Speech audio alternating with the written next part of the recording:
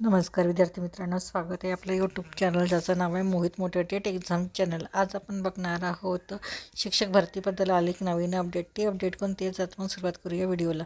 Update अशी आहे, समान काम समान वेतनासाठी शिक्षण सेवकांचा एल्गार। 26 फेब्रुवारीला कोल्हापूर खंडपीठात सुनवाई। 3 वर्षे तुटपुंज्या मानधनात काम करूनही नेहमी शिक्षकांप्रमाणे जबाबदाऱ्या पार पाडणाऱ्या शिक्षण सेवकांनी आता थेट न्यायालयीन लढ्याचा मार्ग स्वीकारला आहे। समान काम समान वेतन या घटनात्मक हक्कासाठी दाखल याचिकेची पुढील सुनावणी 26 फेब्रुवारी रोजी मुंबई उच्च न्यायालयाच्या कोल्हापूर खंडपीठात होणार असून राज्यातील हजारो शिक्षक सेवकांचे लक्ष या सुनावणीकडे लागले आहे। पहिल्या सुनावणीत याचिकाकर्त्यांच्या वकिलांची शिक्षण सेवकांची आर्थिक परिस्थिती न्यायालयासमोर मांडली। नियमित शिक्षकांप्रमाणेच अध्यापन, शासकीय कामकाज, परीक्षा अहवाल, शालेय उपक्रम सर्व जबाबदाऱ्या पाडूनही वेतनात प्रचंड तफावत ठेवणे हा उघड अन्याय असल्याचे ठामपणे सांगण्यात आले। न्यायालयाने राज्य सरकारला सविस्तर प्रतिज्ञापत्र सादर करण्याचे आदेश दिले आहेत।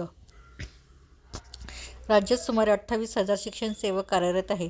त्यासोबतच कनिष्ठ लिपिक, ग्रंथपाल, प्रयोगशाळा सहाय्यक, अनुकंपा तत्त्वावरील शिपाई अशा वर्ग 3 व 4 मधील हजारो कर्मचारी मानधनावर काम करीत आहेत। एकूण 35,000हून अधिक कर्मचाऱ्यांचा प्रश्न या याचिकेशी निगडीत आहे। देशात आर्थिकदृष्ट्या सक्षम असलेल्या गुजरात आणि महाराष्ट्र या 2 राज्यातच शिक्षण सेवक कालावधीची अट आहे। इतर राज्यात थेट मूळ वेतनावर नियुक्ती केली जाते। मग महाराष्ट्रातच हा अन्याय का, असा सवाल उपस्थित केला जात आहे। हक्क मिळाल्याशिवाय थांबणार नाही। संघटनांच्या प्रतिनिधींनी स्पष्ट इशारा दिला आहे की राष्ट्रीय शैक्षणिक धोरणानुसार शिक्षण सेवक पद रद्द करण्याचे निर्देश असताना शासनाने विलंब करू नये। समान काम समान वेतन हा आमचा हक्क आहे, तो मिळाल्याशिवाय आम्ही थांबणार नाही, असं महादेव गायकवाड यांनी म्हटलं आहे। अर्थसंकल्पीय अधिवेशनात निर्णय घ्या। सध्याच्या अर्थसंकल्पीय अधिवेशनात शिक्षण सेवक कालावधी रद्द करण्यासाठी विशेष आर्थिक तरतूद करावी, अशी मागणी होत आहे। 2020 पासूनची फरक रक्कम अदा करावी आणि सेवकांना नियमित वेतन द्यावे, अशी मागणी संघटनांनी केली आहे।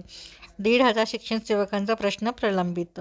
सोलापूर जिल्ह्यातील 1,500हून अधिक शिक्षण सेवक जिल्हा परिषद, माध्यमिक, उच्च माध्यमिक शाळा तसेच अल्पसंख्याक भाषिक संस्थांमध्ये कार्यरत असून त्यांचा प्रश्नही अद्याप प्रलंबित आहे, असं मत प्रशांत शिरगुर यांनी म्हटलं आहे। शिक्षकेतर कर्मचाऱ्यांचाही एल्गार।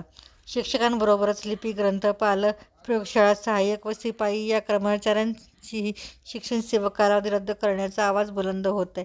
शासनाच्या इतर विभागात भरती थेट मूळ वेतनावर होते, मग शिक्षण विभागातच मानधनी सक्ती का, असा प्रश्न संघटनांनी उपस्थित केला आहे।